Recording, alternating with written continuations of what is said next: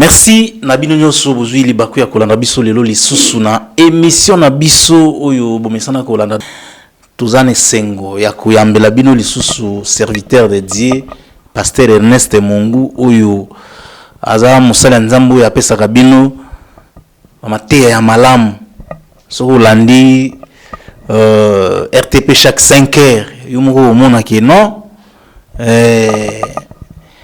Zambazo Lobilayo à travers serviteur nae Ernest Mungu soki po kotata na YouTube Béni de Dieu TV en tout cas mateya ezawana pona mokili mobimba.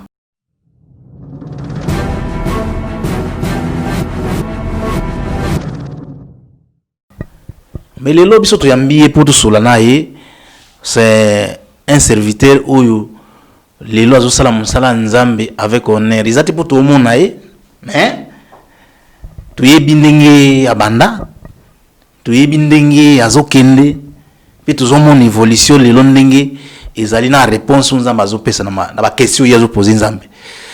Alors pasteur Ernest Mbote oui Mbote ndeko Berté Djonga pe Mbote na balandi nyonso ya mission lelo tango ozotala Congo Kinshasa ozotala monde entier évolution ya pandémie pasteur Ernest azana question moko te ya omituna azana elo moko te ya koloba ezaka pasi makasi surtout komona ndenge lelo makila ekomi eloko pamba pona komona ça fait vraiment très mal lelo ndenge église ekomi problème obstacle pour nous la prière ça fait vraiment très mal. Mais le quoi tout ça na moi oyo nous sommes obligés ya kotambola ndenge mo pepe mo kiliso tambwisa biso. Mais tebika ke elongo na nzambe tokoyeba kolonga pe elongo na nzambe akoyeba ko batela biso. C'est ça. Vraiment pasteur Ernest merci na linga kikutu to lobele mission lelo carrière à pasteur Ernest Mungu mais carrière to lobela sima lelo to continue thème ya délivrance mais pasteur Ernest Mungu na kotala ndengo banda bulona yo ti lelo ya kosalela nzambe ya kogumba milankolo nzambe nanu a commission échec te sikoyo yo lokola mosali na nkolo osali combien de temps? Oui nzambe abengi ngai depuis 1999 mais nasalaki kaka na se na mabondeli kobondela pona batu na bandako nyonso na hôpitaux c'était ça pour ma vie le 20 novembre 2004 nde nzambe ayekoloba na ngai bâtir temple na ngai na kombo ya Béni de Dieu nasalaki vraiment na vision kotonga église te na mesali kaka ba prière na kaka ba retraite kobondela pona batu kokendela na hôpital c'était ça pour ma vie. Après ba témoignage ba ndoto ba to ko confirmer ndene ko banda kilte proprement dite le 11 juin 2006 ndena bandisco kilte pendant dimanche et banda ki wana bongo le 14 juin 2009 ndena ki consacré et pas évangéliste qui s'amena kibila ti lelo ça fait je crois 11e année na okende après consécration mais ce 21e année depuis appel 2009 de consécration, 1999 de appel. Voilà. Consécration na bizaka na miso na biso biso to mona ka ngoti ndenge évangéliste kizami na kibila zo kita na mutuka wana bato bazolanda epe azana kaka moko aseboyi ayaka jour wana nazo mona ndenge ayelaka. Alors pasteur Ernest Mungu lelo na kotala ndenge yo travailler ndenge ozo évoluer ndenge ministère ezo kende liboso mutu mususu akomona lobi non pasteur Ernest Mungu azoloba te soki za mutu mususu nde peut-être mususu avimbi mapeka mais pona nini yote bon peut-être zaka nature nzambe zaka ndenge nzamba salinga parce que ba pasteur belé ba bisa ngai en tout cas nzamba pambola yo to kamora façon na yo to kamora humilité na yo pour ndenge to monela yo na makambo yo sala ce qui peut-être ba to mususu mbele ba mata ba fait je ne sais pas muta na ndenge na ye vous comprenez ngai za nature nzamba salanga nazara toujours na posa na zananga kokita poye bakutu ki naza pasteur peut-être il faut okutanga na musala ngai moko naza pasteur naza boye en tout cas eza nango nature na bisote to sali ba séminaire oyo bato bamoni tozu ba diplôme de mérite donc on a 5 diplômes de mérite na pesa ba cours na institut théologique na sala na tala na ba convention toté na ba convention na ba Albert Kankenza ba papa na biso na ba walo muchenga ipa ifon j'étais examiné na Kibila ba 3 jours tout na kuma ba livre misato tout ça mais ça n'a pas d'importance c'était que le banga ito la qui ça to sala boy to tambola ka ndenge nzamba tambu sala biso za ka ndenge nzamba salanga. Voilà, ndenge nzamba sala ye na monto kota sikoyo na mozindo ya délivrance place to sukela ki jour wana pour lelo créer moi polémique na yo pe hein exacto créer mais vérité na yo et bien dis-moi polémique et olobani. Bon, polémique c'est trop dire. Polémique c'est trop dire. Nga nazala ramutu ya polémique te. Nazala même pas mutu ya discussion. Na linga kiloko on a telabé déclare nous connaissons en partie, nous proposons en partie. Donc na copé sa connaissance au peut-être nga na yebeli et pas mutu msusu peut-être ndenge on a te yé pas koloba ndenge o ya yebeli mais toko la na te toko beta na te. Donc c'est ça, ça longo polémique te. On a meké ko transmettre connaissance on a soit qui pas nzambe parce que to benga mesika mon côté muto na ndenge nzamba bengela ye et puis toi penda ba ministère mon côté peut-être toi penda ba mission mon côté c'est là où se trouve le problème ngai na benga mi pas nzambe apesa ngai appel à repentance apesa ngai don na grâce on est à délivrance so que l'église au moins na comme vision de l'église na Hébreux 12:14 na Luc chapitre 24 verset 47 prêcher la repentance et le pardon du péché pour amener la réconciliation entre l'homme envers Dieu et l'homme envers son prochain. Ne musala nzamba tinilanga yango wana. Koluka kozongisa boyokani ya batu na nzambe, puis koyokani boyokani ya batu entre bango. Et puis kokangola batu bakangami na minyolelo ya Satana, c'est ça ma mission. Donc nako kota na polémique ti, nako zala na sika o nzamba tinga na sala, nako sala o nzamba tininga ina sala.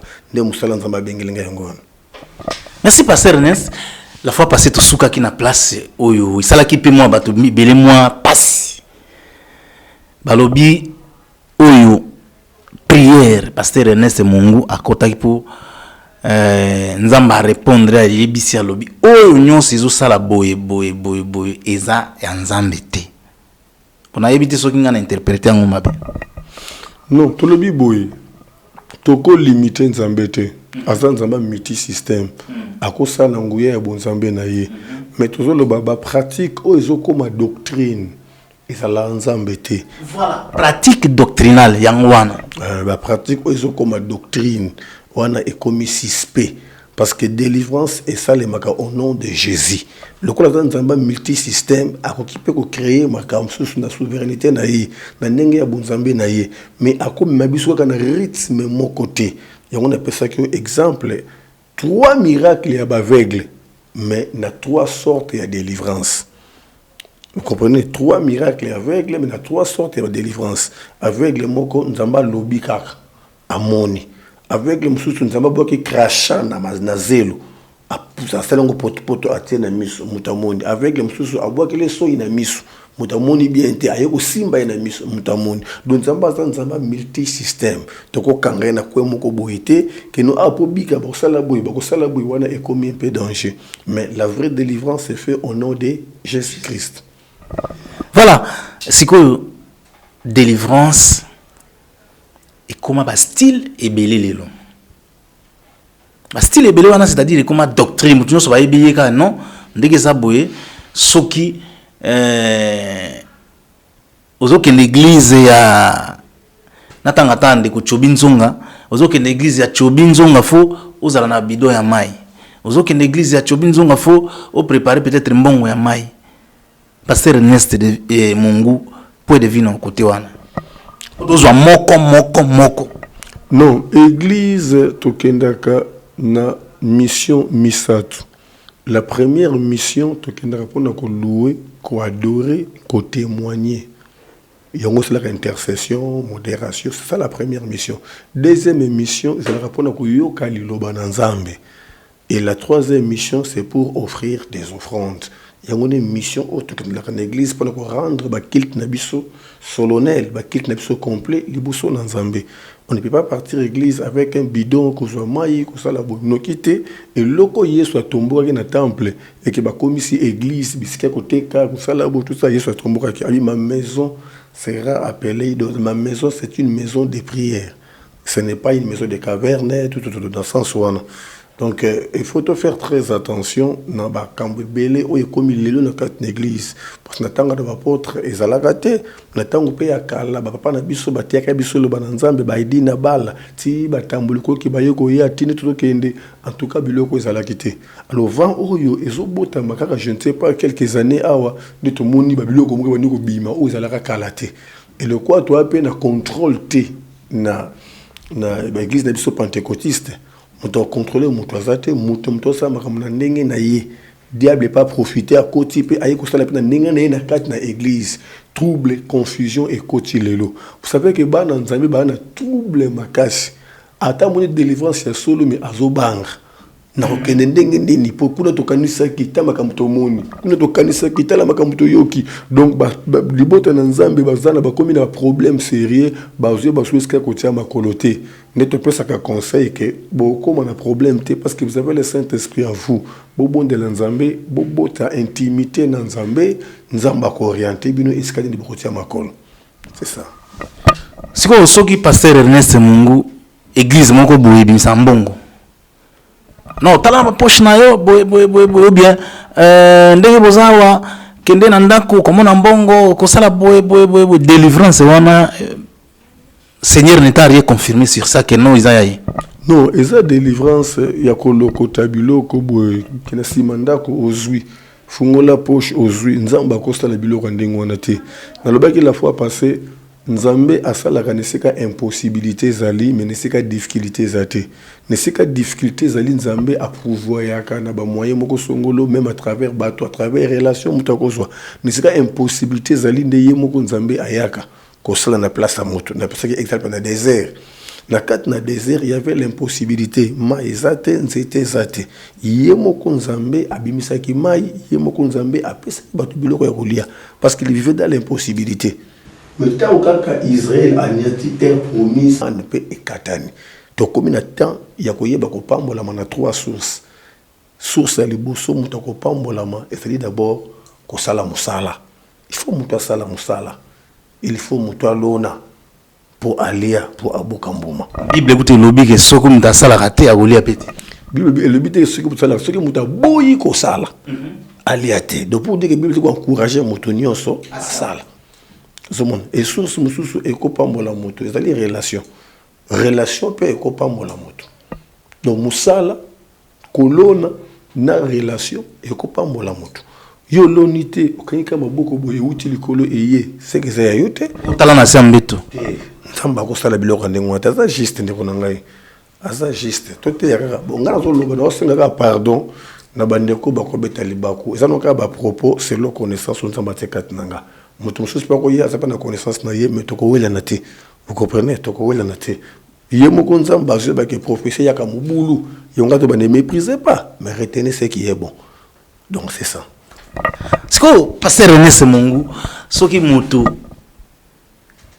azana mboka songolo balobi ndenge za boye po to sito yoka bato mususu ono akenda poto sans foot ngana ko foot l'autre poto sans foot ticket sans sala nini sans sala sanini au stuka aux na poto délivrance wana est normal to est ndenge nini ça ekoni magie to ndenge nini ndeto ko voyage ancestral to ndenge nini non Nzambe approuve yaka toujours ndeto biki à travers ba relation vous comprenez David pour akota na cour royale fallait que relation moko ezala mutu moko tanga kombo na ye vous comprenez donc nyonso Nzamba préparer ka yango vous comprenez miracle ko salema te ngana psiko témoignage na kena braza pour la première fois mutu abengi ngana braza amona na te na se retrouver na madame nangai na protocole nanga tobandi ko telengana kati na Braza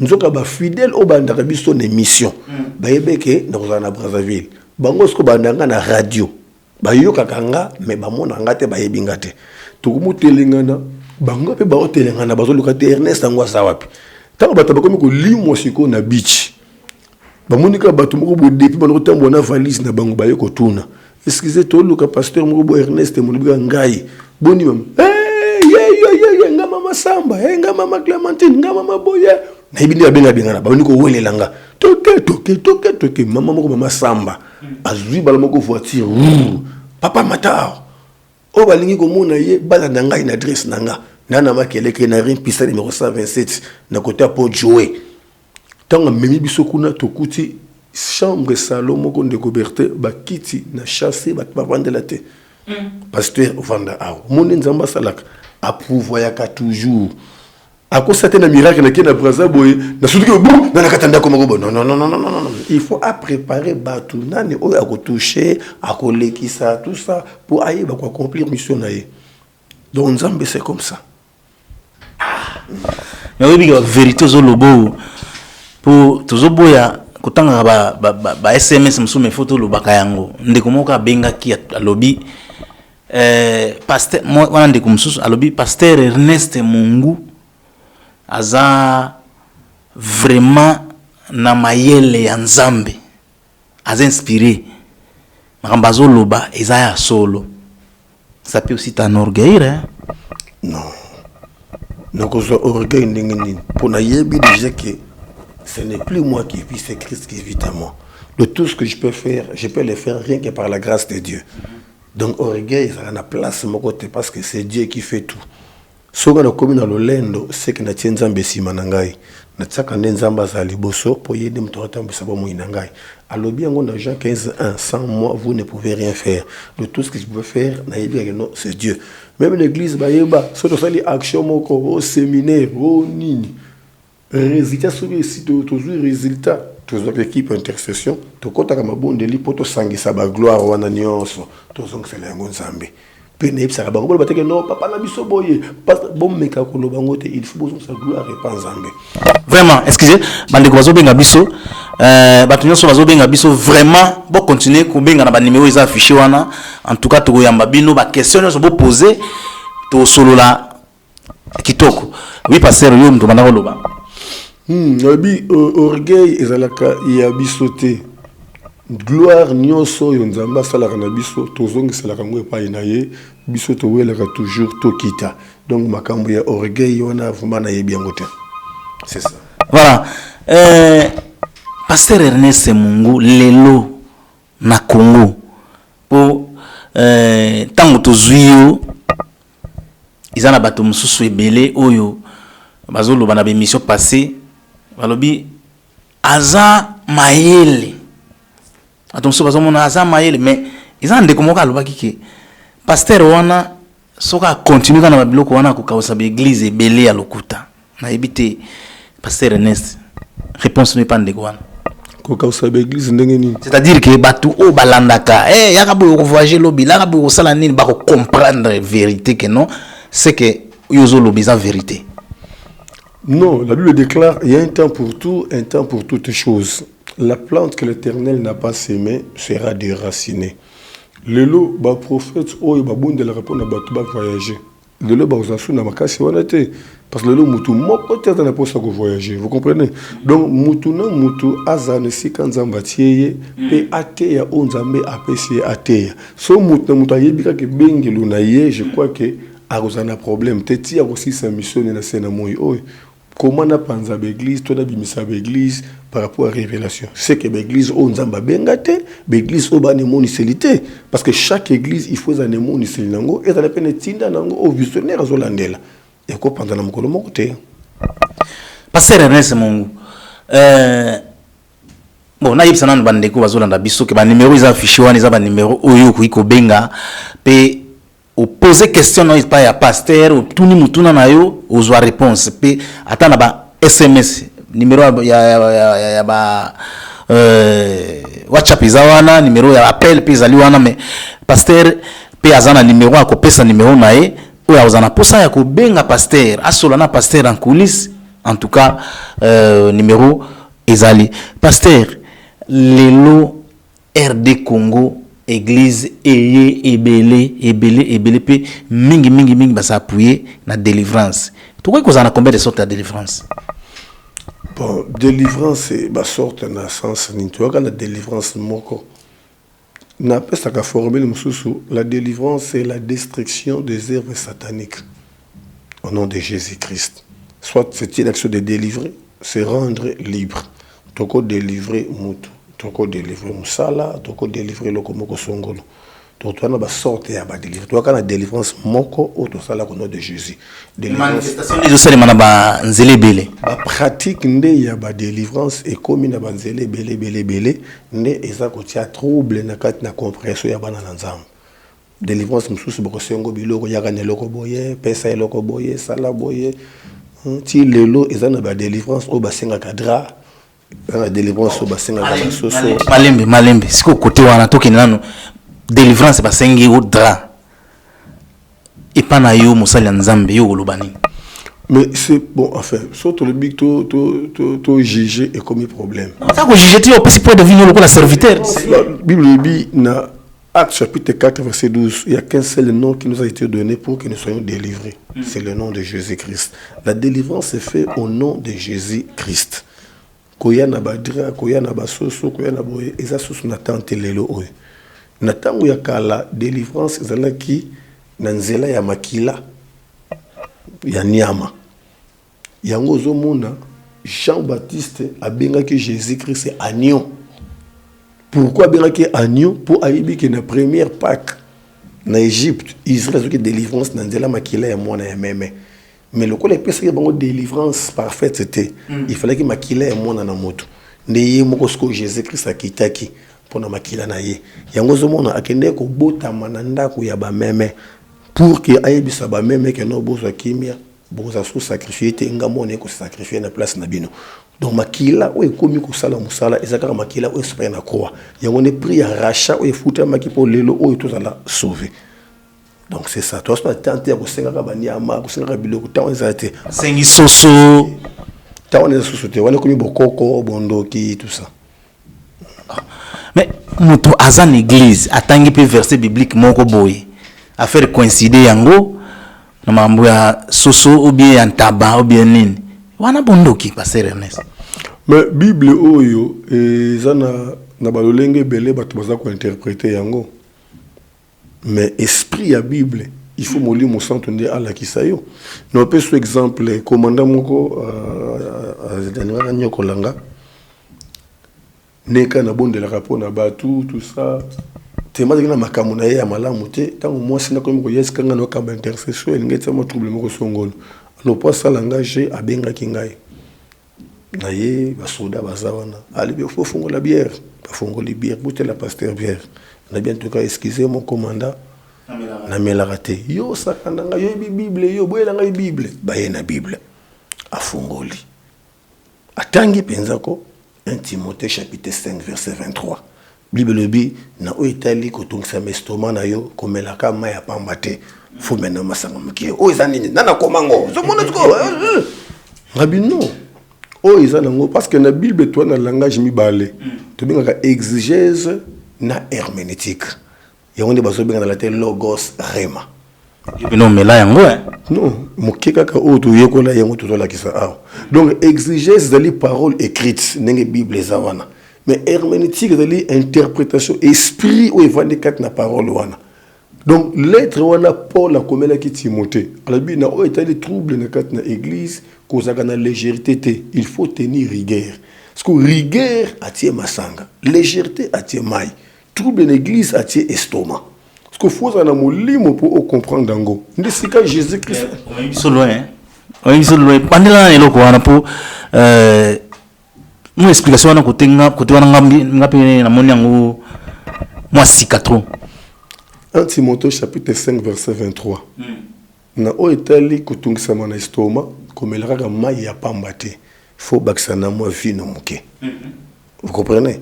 Si Paul a commis la Timothée pour na kotalisa ye qui n'a pas été les troubles dans l'église, cause à la légèreté. Il faut tenir peu rigueur. Ce qu'on appelle c'est rigueur à tes vino. On appelle c'est légèreté à tes mailles. On appelle c'est trouble dans l'église à tes estomac. Donc esprit est batama qui wana. Mais mutu tangika nenga moni wana a interpréter nengeza. Ndebi loko Jesus qui n'a pas problème na ba pharisien. Alors qui c'est bango temple. Le temple est tongami ao naza capable de détruire ngo pe na tongi ngo na 3 jours.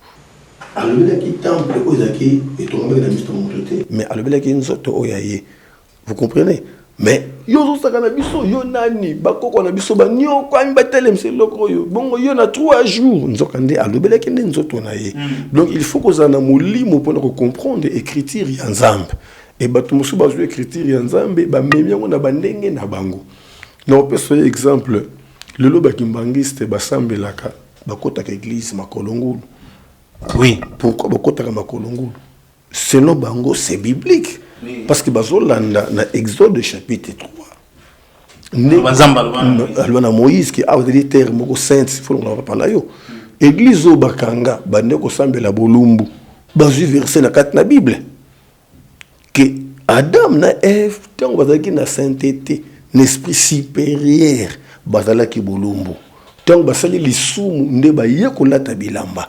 Et pour eux pour se retrouver saint de Nzambe, il faut battre la bolumbu. Donc nous devons interpréter la Bible dans les naïe. Mais ce qu'il faut, c'est que nous devons battre si mon écriture pour y interpréter. C'est là où se trouve un danger. Délivrance. Si vous, pasteur Ernest, c'est délivrance. Il y a tout le temps, nous avons une sorte de délivrance. Mais le bino, ezakaka délivrance, ezakaka moko.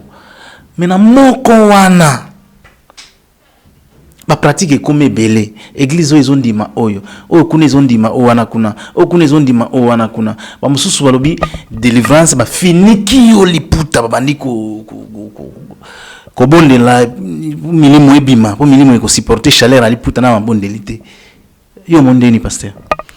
Non, nous sommes une fausse délivrance. C'est la pratique de la découverte. Tout ça, l'émission, tout sa connaissance pour nous construire. Vous savez, il y a un problème très sérieux. Sa connaissance, pasteur. Il y a aussi ce que nous appelons les liens.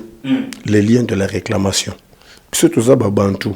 Toujours subir conséquences, il y a ma cambo moussous, au babouti na biso basala to yebate, bakoko na biso basala to yebate, ils ont réclamé bisoti lelo. Alors, dans ma cambo, ils ont marché na vie à moutou. Les cambo mouta mundi que est normal. Il faut mouta kota na buzinde ya mabondeli à luka révélation. Soit à luka basali nini o nzamba bengi na révélation pour ayeba source ya likambo na ye. Ce qui te ba te belé baza kota toné. Na ko pese exemple. Na yeba ki famille moko mona na bango ya mwasi abeli makasi. Koti hôpital penaliwa. Tant to kei ko bondela. Nzamba révélé biso que malade on est démoniaque et outi na papa na bango ateka lupangu na bandeko na ye amela bandeko ne mbongo basilika nde bakanela bana. Vous comprenez? Parce que ce qui révélation est traitement ko simbate prière au kenda côté il faut en révélation pour kata lien wana ou ils ont condamné bana. Ça le na Bible ndenge le moment que ba parents de baliaka manga me bana bagomo yuka minunga. Oui, na Ézéchiel 18 chapitre 1. Faut tout comprendre de la réalité wana. Tout ça la délivrance moko de Gobertin. Moi na botami normal a évolué normal a commis 9 ans. Malade à complications bandi traitement ba pasteur ba prière ba veiller na ndaka papa wana ba veiller et simbate même ko to kutana to banda ba prière et le koni nzamba zo révéler biso que moi na wana tango azalaka na libumu avant botama papa na ye aswanaka makasi na ye na ya mwasi et maloba ye na ye beta mwana na kati na libumu mais botami normal 9 ans après maloba wana bandi ko manifester. Donc délivrance ya makasi il faut révélation ezala. Quand tu n'as pas la révélation, c'est difficile pour rester dans la délivrance. Et ils ont des biloko mususu to koloba na bino na 1 Samuel chapitre 30. Bible dit tant ba manisiti ba saki évangile ba kumbi basi na bana ba bomi na bango mutute mais ba kenda bango na bowumbu. Tant David aye aleli jusqu'à ce que makasi ya kolele sili na verset 8 a consulter Nzambe. Est-ce qu'il faut na landa bango Nzamba lobi landa bango. Vous comprenez? Babomi mutute, mais bazui basi, bazui bana bakena bana bumbu. Nde ba famille ebele tozomona. Bana basi kitoko, mais mabala ezate. Pour dire que mabala wana esi était kama kala. Bako bota kalanda ku mais bako balate. Mabote ebele bazwa ba diplôme batanga mais misala la te dia ba yiba misala. Alors il faut discerner na nyonso bazomona ke ba répétition moko négative, il faut que luka révélation. Yo botami au sérétinel pango ya famille. Mama leki, mama koloto, noko binonyo sowana. Ba neve, ba cousin, binonyo sowana. C'est déjà un danger permanent. La Bible déclare l'homme quittera son père et sa mère, s'attachera à sa femme, les deux deviendront une seule chair. Donc c'est déjà un problème spirituel. Donc les chrétiens, il faut réfléchir à la musique. Il faut comment la musique, comment la délivrance. Donc les belés vont souffrir parce que la révélation est athée. Donc tant que tu as délivrance, il y a un domaine belé, il y a une pratique belé. Nous avons cet exemple, il y a une sœur, abandonnée au sein de l'Epanabiso. Il y a une sœur qui a et sauté. Balé qui n'est pas boti boti. Azui fiancé. Tant que vous préparez mariage. Donc on a préparé l'église dans le sens que ba fiancé a fait balan. Il faut examiner misato. Examiner un groupe sanguin, examiner la grossesse, examiner la sida. Pour nous préparer à venir na bango. Et après avoir fait l'examen, et ça très bien, il faut baser les cananzela ya baptême. Après baptême, il faut que la délivrance pour te nini baptême si manabango. Et c'est rwanda to yeko remarquer nzamba talisi biso que libota na bango eza na loi ya réclamation. Moko ko bala te bango nyonso fo babota kana katanda kwa famille. Si ko nzamba lobi na biso prière na eza muke. Il faut à multiplier prière. Ngabi loko le saliboy na côté l'équipe intercession na ba 12 heures pour prier le matin. À côté l'équipe intercession papa le qui na télémélier. Aboye à la église. Après quelques jours, na moni ba yelinga sœur, luketo ti na sizo salate. A comme paralysé, ngabi ce n'est pas possible. Na bandi ko sala ba déclaration, nzamba ebisanga bimisa ba flèche na makolo na ye. Na bimisi ba flèche na déclarer sera telemi. Tango atamboli batu ba gangi. Na bi ku oyo eza makasi. Ce qui va sali retour, ba luka ba sala coup direct, kozonga na ndako te. Va en église, babonde la pona yo, tout. Le roi boye kala en église. Ote bangungi tout ça azongi. Kozonga zonga ke pa na bango. Na butu nango ba benga. Papa wa moi été bo pasenga yo azolo bate. Na zui voiture na koma boye na morgue et ça koufi. Pourquoi? Parce qu'il y a une loi qui existait dans la famille. Donc bato belé bazo na ngai soki batali ba comprendre. Na famille na biso maskara milangwa na milangwa. Na famille na biso tobala raté. Na famille na biso to sisa ba classe te. Na famille na biso to sisa ba classe mystère za raté. Mingi za li ba loi établie kat na libota. Il faut qu'il y ait un discernement pour te ba comment to ko luka délivrance. C'est très important. Pasteur, erozolo ba faut pesa pe adresse na yo pour ba ba ke non akoya ko mona pasteur nese na numéro p. Numéro des alliés important ma casse na tante kominango plus 243 89 75 15 851 plus 243 89 75 15 851. Bakozwanga ina WhatsApp, bakozwanga na appel normal 24 heures sur 24 heures. Na sala répondre fort na bimara na ligne était car au bon de la pona bato ndeko lobaki tout chaque jour na RTP na 5 heures intercession exhortation puis na Bénédicte TV chaque jour na 5 heures en direct. To bandeko ba se faire abonner na poto par-ci par-là ba ko na exhortation na biso na intercession na biso na intervention na biso. Voilà, pasteur Ernest Mungu, vraiment connaissance izobima ozamba tia katinae. Alors lelo tukumomona sorte à délivrance mususu. Soki mutu basambeleli soka kwei kotelema ka telemi batu babando komisa nzambe ke non lokola kwei seke excusez akangolami abiki. Est-ce vrai? Danger ça makasi. Nekendaki l'église moko elekelenga grave na kuti plus de 30 personnes na kuti rete ta délivrance. Ngasko na okamo. Plus de 30 personnes. Et pas la biso de délivrance to kotaka au plus 2 3 dans par hasard. pour faut qu'on ait la bakaya batu parce plus de 30 personnes et ça linga ko kamwa na vandi na watala ce qu'on dit basara délivrance na bango na stuka boy oh équipe à délivrance na carte permanence ba benga moko Serge Chanikota allez moto bima na bébé na kay ah dira qu'on a mususu kota na bien Nzambe na ngai explique au ganga et la kiste que mutazui délivrance d'abord diable bazali le kuta depuis naissance na ye yango Jésus-Christ a akisa qui na Jean 8:44 le diable est le père des mensonges na bimi na kei bakosaka il faut un discernement pour comprendre que esprit a quitté. Il faut un discernement. Parce que bateau ba otambola et belé ba na milimu. Lobi dimanche o ba elenga sœur moko. Ayeka ka parce que bonde la pondanga na zo ko dirait mutu nanga to na bandika ko bonde la bonguye zu sœur wana. Kanga panza biro. Ngana za sirène Nathalie. Na ko belise liboma tout ça protocole yo ba kanga protocole na liputa heureusement quand il les alinga longole bilamba ba frère ba yande ko ya.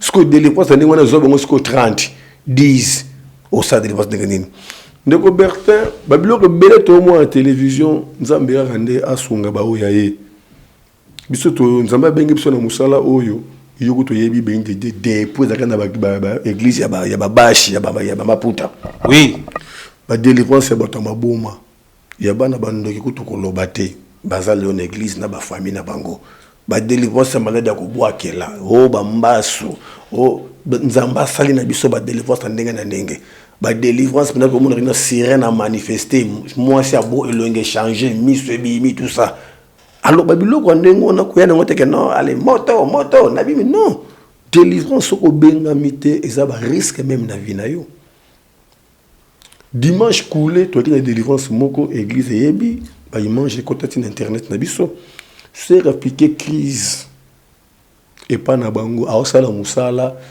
ninga kombola ka kota si ba piquer crise ba ba yebate ba surtout que non c'est appliquer crise ba memi mbanga ba tiena mutuka ba benginga papa bondela to ke hôpital no kati nanga nzamba bi no bo rache molimo wana ni bo na église ba yene na église to banda délivrance depuis 10h 14h pour te récupérer molimo ne et nzamba zo na biso que soki bo sali erreur ba ko perdre na minute so aza na binoté esprit ne c'est comme un village natal ba entouré na esprit ba latisi boy to banda délivrance 10h 14h to récupérer molimo ne payer mo ka témoin en tout cas papa ya solo na mi mona ki ba entouré na bato mo na ibangote ba tsanga ba rafable que délivrance existe misa délivrance c'est ça les makanzamba c'est les makambo belé so na pesi ba témoignage bato musu ba onimate et ko lekela même mayele ya bato mais tout ça la na nature ya ko lekisaka ba délivrance ya bato na ba télévision te non c'est ya te ya ko lekisaka na TV eza bato mususu o mona ki délivrance ne ils ont nécessité a elega na TV te neti chowinzunga akoyi bo délivrer molime bimi na kana bo lekisi na TV ta la kaka. Bon, pour moi, respect à la personnalité, nous avons vraiment témoin. Bateau balandara biso na ba télévision, bateau bayoka biso, bateau bayaka, bayebi, mesani ni onzambe asalaka. Oh, émission na biso oyo toujours enregistré aux hommes et toujours salango lelo. Naza sirke M Suzako courant paya émission moko to sala la fois passée na un serviteur de DP yé ministère nae azana apesa mela abimisaka pe biloko situé pa bana bandoki mais yo olobaki oyo ya yo kula apesa ko meyano na biloko ande pesa ki moi incompréhension yo moni ndenge nini ko bimisa biloko ko délivrer moto kindoki kaka mabe. Bon, namoni ki extrait na ye nenga lekaki na émission na nenga lobi ki na yebité na ki ngoye ko lepai na ye nga no senga ka pardon alimbisanga ngai na yebi kaka mo mukie wana wana yebi na ko sela kaka mukie wana die wazana ngo de belle expérience a sel pas expérience wana parce que na o nga na yebi na mon expérience wana na kutani na mona ya ndoki maman na ye awuti na ye délivrance. Donc, là, la kakuna l'église, ba prière, parce que jour il y a délivrance, ne ba benga ba famille. tant ba famille ba ye ba service bandi ba prière nguya mwana sanzi musuni asanzi pena musuni to sepeli bazu musuni wana batiango na chasser mama mwana zu délivrance tala kindokine ya yangoyo mama bazu mwana na sengo nyonso azo sepela azo zonga na nzela na kutani na bango na nzela na yoki nzamba zo bananga ke mwana oza na cas spirituel natali mama yo yebite ka outil délivrance yebite na yebaki mama wana za sœur nanga mona yebi siku mwana wana azakende mwana ya mobali na ye mama ngo azati lelo so nous sala mission sino ko kende po luki au sein de émission ayebi singa abi enga na bisi mama na moni mwana na puissance moi sorcellerie moni yebi ba pasteur lelo nga moko na misu nanga mwana santi kindoki olobeke mwana na bondeli ku no mama sa ndinga mabete ezelo ko nga na sentir ce qui moi ezali pesa biso mwana to mekana ko bondela pona yetu yebani nzamba ko sala kende ko banga te kende tozu mwana ayena permanence tant to banda prière puissance nguya nzambe manifesta mwana bandi ko lela nini wote papa bolimbisanga nazu nanga délivrance te d'ailleurs kutu musuni wana eza ndenge to sala na monde na biso ye moko pasteur azandoki mwana yamboli yona lobaki boy kindo kizali esprit avivakate esika nzoto ezate esprit avivaka na kate na nzoto amona na miso boyete donc lipa wana ne bazu esprit ya sorcellerie ba kote na kate na lipa pour lipa aider esprit azwanzela ko kotela tant lipa koti na nzoto esprit a s'installer lipa a jouer rôle na ye normal abimika nenga bimaka donc lipa wana azaka voiture ya taxi ngai na mati na voiture ya taxi kaka po ekomisanga na victoire na komi na victoire na kiti ko sala makamnanga taxi kenango do lipa kenenga melaki tina tongo nenga liaki fufu lipa pa keina ye esprit na kota ki nzela lipa po atika la a s'installer na kati na nzoto ya mutu c'est ça la sorcellerie et délivrance ya sorcellerie il faut musali o nzamba bengi apesi guya wana ya délivrance pour ayeba ko bondela pona mona sorcellerie ko kanga ko neutraliser force ya sorcellerie.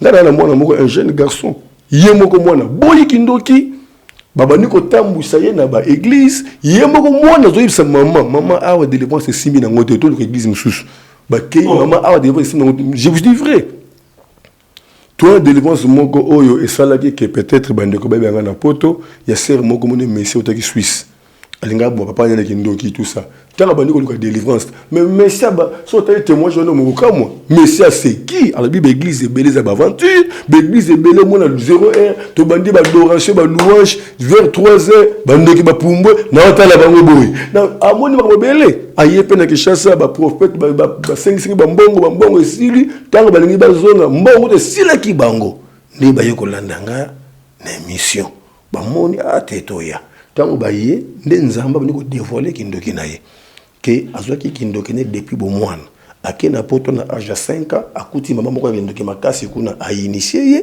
nde kindoki ne e développaki mais nzamba lobi délivrance na ye bosala ngona kati na église te pour retour et luka e attaquer ba faible au ba na église to kendaka na nzamba ya luzizela butu moko wana puissance nguya nzambe kita azwa délivrance alobi en tout cas cette fois-ci je sens que n'a eu délivrance esprit pour les qui bimi et qui parce que les peuples et le comme côté ya makamunyo se change donc tout comme na tango yo tout le monde a gagné délivrance mais est-ce que délivrance union soit ça le nom de Jésus est-ce que délivrance union soit ezo simba parce que ba délivrance o est ça le nom de Jésus et qu'on va la réclamer plus tard. La Bible déclare la plante que l'Éternel n'a pas sémée sera déracinée. Le délivrance ou ce qui nous a mendé mutasali yango c'est que délivrance wana ekolongwa ekoumelate na domaine ya délivrance na te ya kaninga to na hôpital mutu nyonso akoti hôpital azui traitement abiki soki abimi bapesa ke ba cure moko amelaka na ndako babengaka moment ya convalescence parce que mutu pe azui délivrance d'église soki abimi bapesa ke ba chien de prière moko moment to benga ngo maintenance il faut mutu a maintenir délivrance na ye yango zomona même dans Jean chapitre 5 verset 14 tant mutu abiraki na piscine na Bethesda baye kokutana après na Jésus a tout nié yonde mutu bikaka abi ngai abi en tout cas kozongela susuté nokite ekokomela yo plus pire yango nde Yesu ate biso na Luc chapitre 11 verset 24 ce qui esprit bimina nzoto ya moto akenda musika te akenda nzinga zo luka vide soka moni vide kokota souye mon côté fois c'est un renfort il y a cet autre esprit plus méchant que y et tant kokota situation mutuana et ko s'aggraver davantage et lelo église to lakisi batuba ya délivrance mais to lakisi batuba ya ko yoka lilobate OK délivrance et ko exister te et c'est ka liloba ezate c'est là où se trouve un danger na mboka na biso lelo. Ah pasteur Ernest Mungu mais ah ma les autres kande kotoka pasteur eza na bandeko mususu oyo délivrance izalaka babimisi mutu masase na nzoto ta babeti mbata lisase ebimi babeti lisase ebimi mais nayebi te yo pe obimisaka pe masase po lobaki opesaki exemple moko awa témoignage moko lobi ndeko wana babimisi masase na bimisi masase différence ya masase bandeko wana babimisaka na oyo ayo ya différence ni masasi ya kindoki ezali ekotaka na esprit ebimaka na esprit na boyete omona ngote te tout ce qui est esprit tout ce qui est chair ngana sala délivrance donc je nzamba c'est na biso délivrance ya ser moko avant de je crois na vivi 52 je crois ou vivi 53 je 54 bloko mo ndengona comme ni mama esprit ayebani na lobi ndengona parce que yemoko sa témoignant ba betaki masasi ya kindoki abela mbaso azo ko le kona c'était azol et le kola mwana mukie bazo memena mu Congo tango aye nzamba lobi esenge to bimisa masasi ba betie pena ba coup de balle tant banda ba déclaration to banda ko bimisa masasi on a par la foi et bima par la foi pe azwa délivrance azonga normal tout le monde a masasi non tout le monde a mis sur bon mototé ngana mona kacher moko non le kana balaba lusambu na kuti au catch ngapna tellement la curiosité na moni kacher wana azui carton ala kisi bato total les cartons azui drame ko rouge a fini ki carton wana atombe ko la sele ben carton na ye tanga kiti si aboka loboko boy ali ko boka ba mèche ba pendel ba mui ba montre tout ça et où t'as ce sont des choses où ils d'une façon magique d'une façon sorcellérique ndem sarabilo que so bima pa bimi moni ndenge mona ba magie tout mais pas nzambe o ekotaki na molimo ekobima na molimo o ekotaki na musuni ekobima na musuni mais maladie ya molimo esalaka pe est manifesté na nzoto nga sala délivrance ya ser moko balobi ke po bota il faut aller en opération ya myome ser on a les boumé comme munene akasoka nga ceinture te tant baye na ye to bondeli nzamba lobi non eza myome te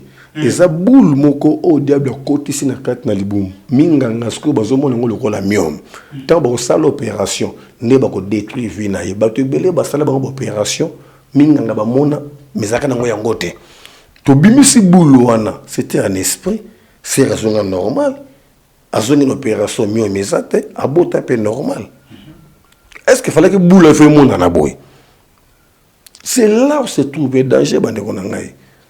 Il faut te faire très attention dans le domaine de la délivrance. Dans le monde, il y a les loups. La délivrance, c'est bel et tout. Ce qui sont dans les embêtés et qu'on nous les biso malheur plus tard dans la vie. Donc, il faut comprendre la réalité. Ouais, tu il faut comprendre la réalité.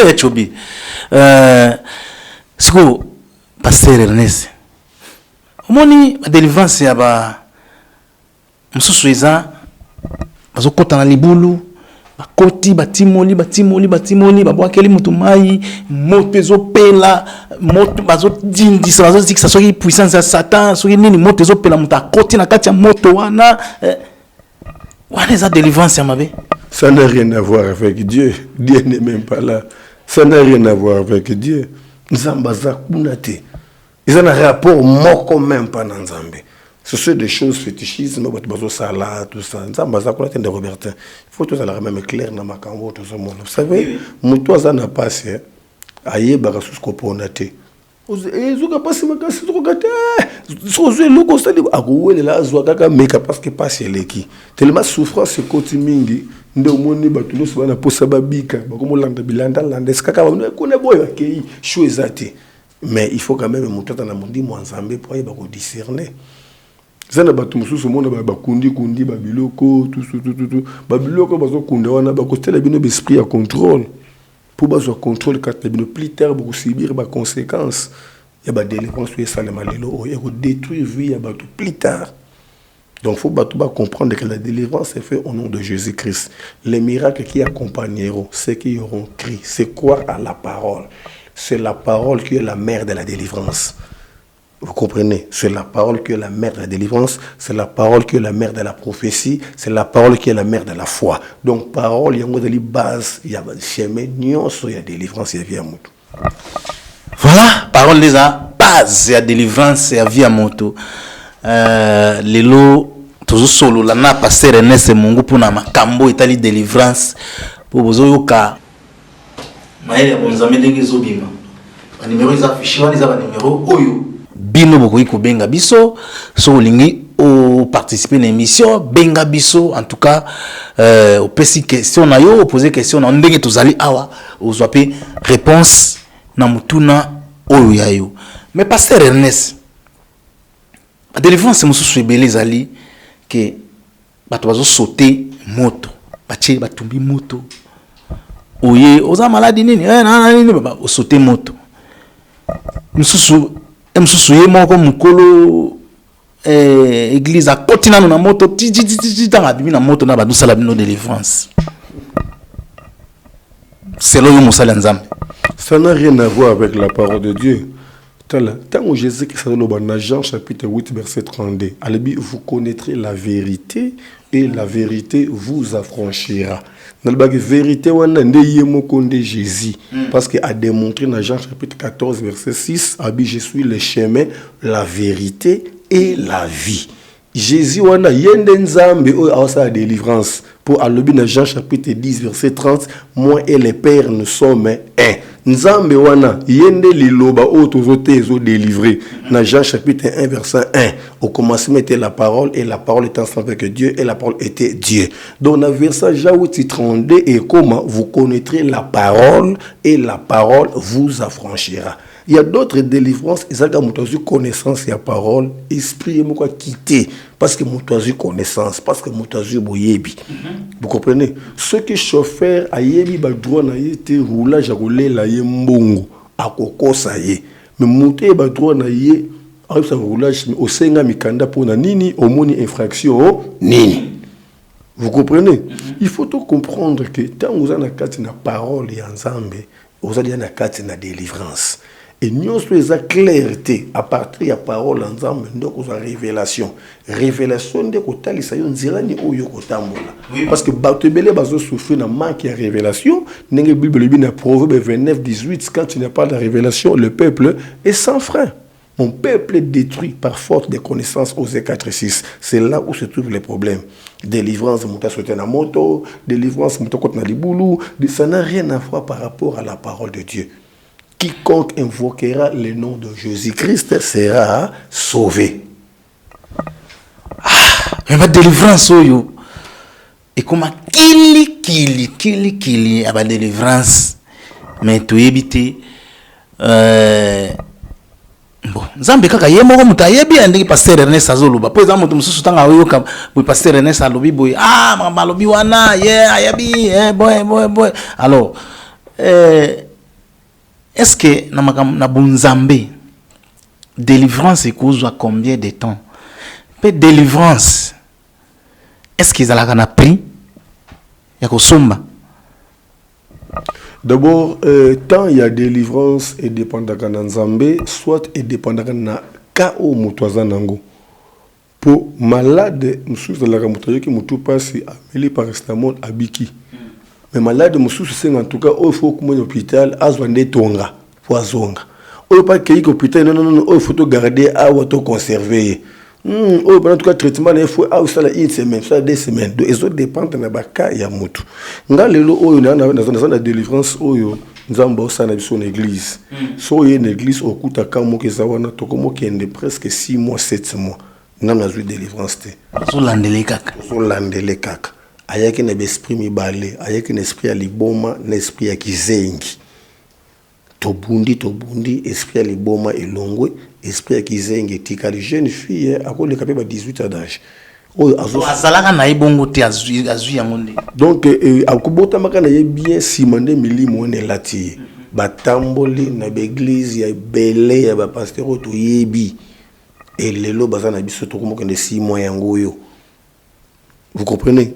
Biso to komi komona ndio to komi na suka menzamba zoloba bino bo continuer boko bonde na tongo na poko na yebi sikana so mema bino yebo ko délivrance ko une église okota kawana zati lelo bato nyonso ba yebi même na quartier na ba yebi tozo bunda kaka to ke na ndeko moko boy frère on dirait jour moko na mona ya la la boy jeune fille moko boy wana to na frère moko monegi azaka na lokolo sote lokolo na ye tale vimba libanga akena na bopito ba moni ba ko salate bakia na l'église na ba tradi praticien ria atambola ka société bayana ye wana tant total ozaka moko somo to tuni nzamba lobi yoko bana ko bondela kaka pona ye chaque jour bondelaka salaka service à huile d'olive boko mona ti na ko lembisa lokolo wana soki lembi boke escon hôpital asena lokolo na pendant 5 ans.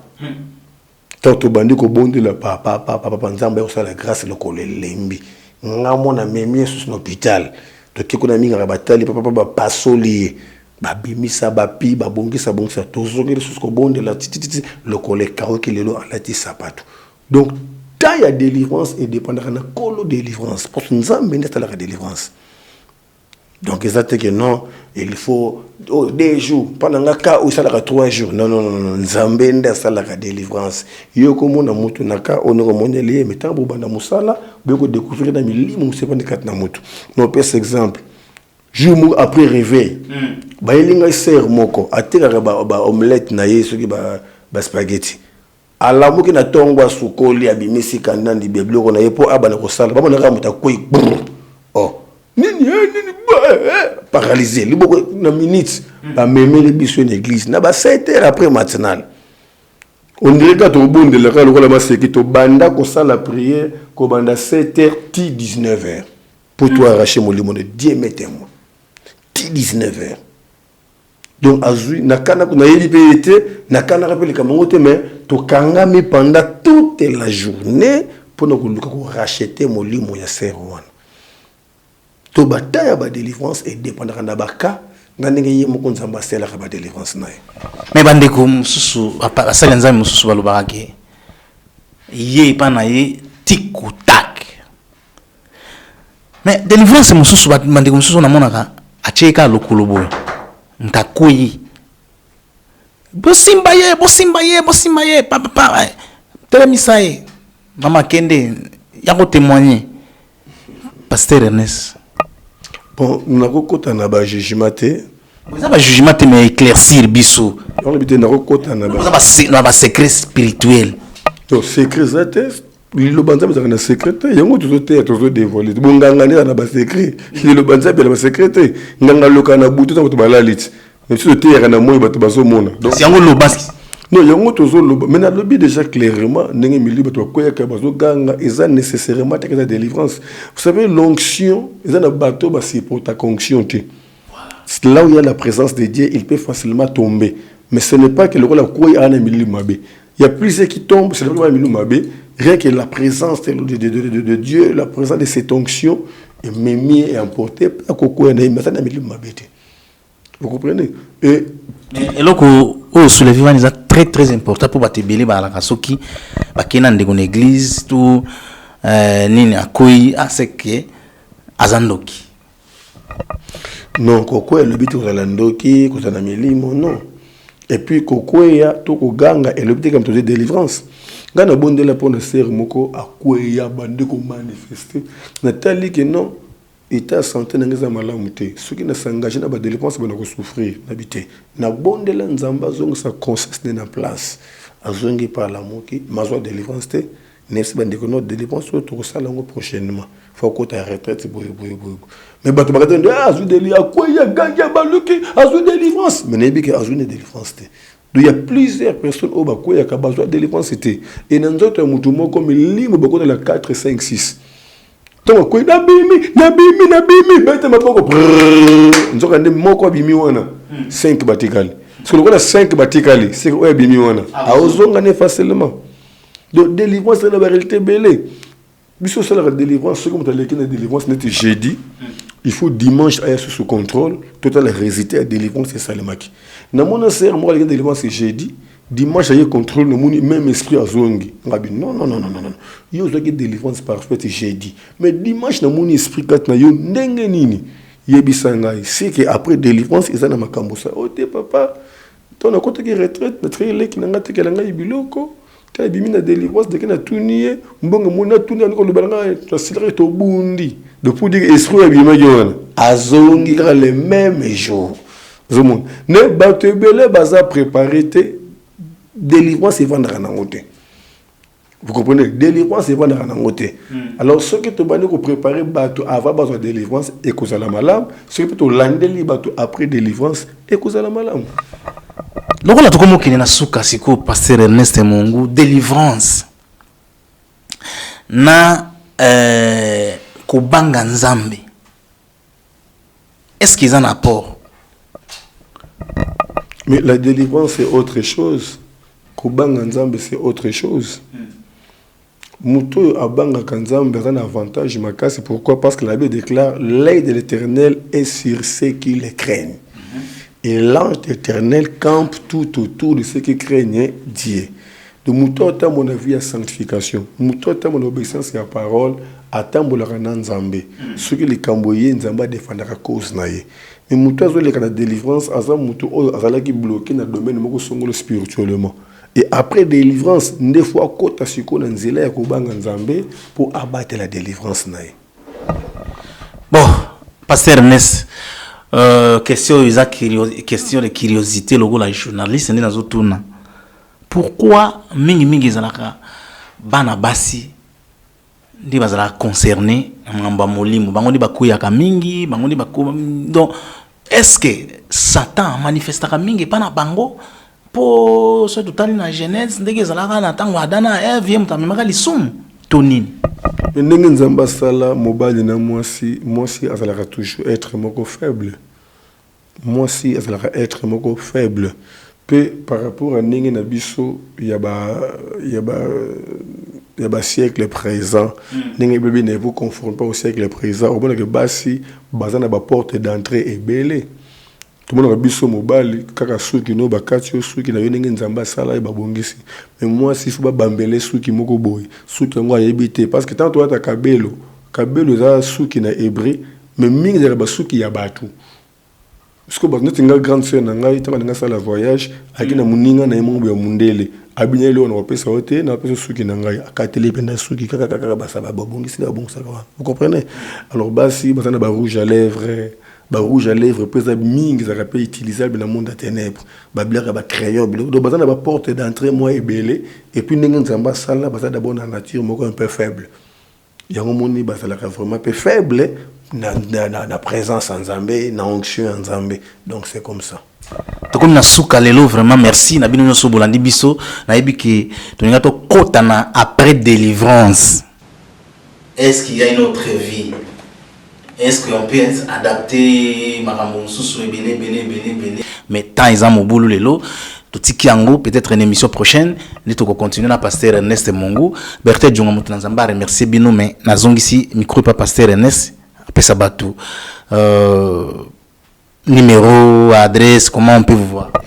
Oui, Batu Bako Zonga toujours na plus 243 89 75 15 851 plus 243 89 75 15 851 Okozonga na WhatsApp 24/24 heures. Tozomi na commune Kintambo na arena biso Maison Mbungu en allant vers Vélodrome, topé Vélodrome vers Maison Mbungu, avenue Kimvula numéro 3. Présentement, tout en RTP chaque jour à partir de 5h. Dimanche, bah clique na biso le rana RTP de 5h30 à 7h juste. Tout en a Béni de TV na YouTube, vous avez en direct chaque jour à 5h. Puis tout en a Facebook na page Ernest Mongu. Nous avons